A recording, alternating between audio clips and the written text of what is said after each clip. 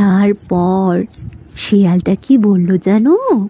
মা, একবার নতুন জামাগুলো দাও না প্লিজ। না বাবা, এখন না, কাল স্কুল থেকে ফিরে।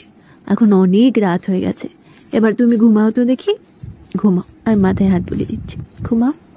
প্লিজ মা, একবার প্লিজ। পিকু, এবার কিন্তু ঘুমোবার আগে খুব জোর মার খাবি বলে দিচ্ছি আমার কাছে। আর তুমি তখন থেকে মোবাইলটা নিয়ে কি করছো বলো দেখি, ওই জন্য আরো ঘুমোচ্ছে না।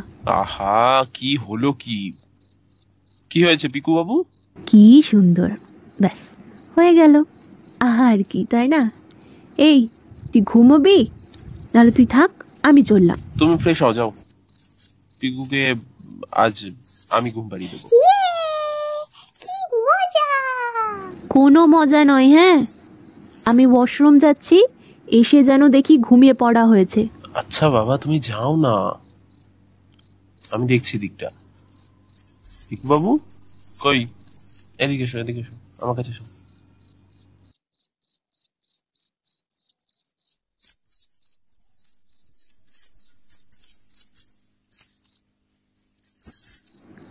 ও মা, আমার বেটুটা ঘুমিয়ে পড়েছে সত্যি সত্যি। ওলে বাবালে, দেখি বাবা, হাতটা লেগে যাবে যে বাবু, সোজা করো হাতটা। এই তো, ঘুমা ঘুমা ঘুমা, ঘুমা বাবা ঘুমা। উফ বাবা, যা গরম পড়েছে।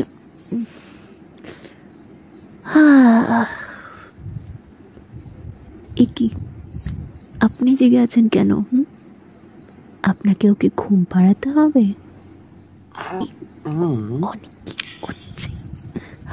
না ম্যাডাম, আরো কিছুক্ষণ জাগিয়ে রাখতে হবে।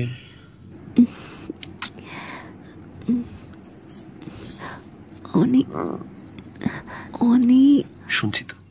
আচ্ছা, তাহলে বলছিলাম কি, কালকে কিন্তু ওই ডক্টর মিত্রর কাছে বাবার অ্যাপয়েন্টমেন্টটা। Megha, this is our time.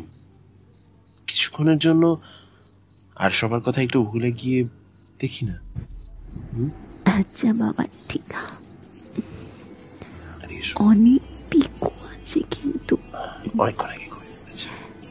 তুমি এদিকে শোনো। তুমি না যা একেবারে অনেক আস্তে। কেন গো? আস্তে আস্তে কিসের? কাল অফিস আছে কিন্তু, মনে আছে তো?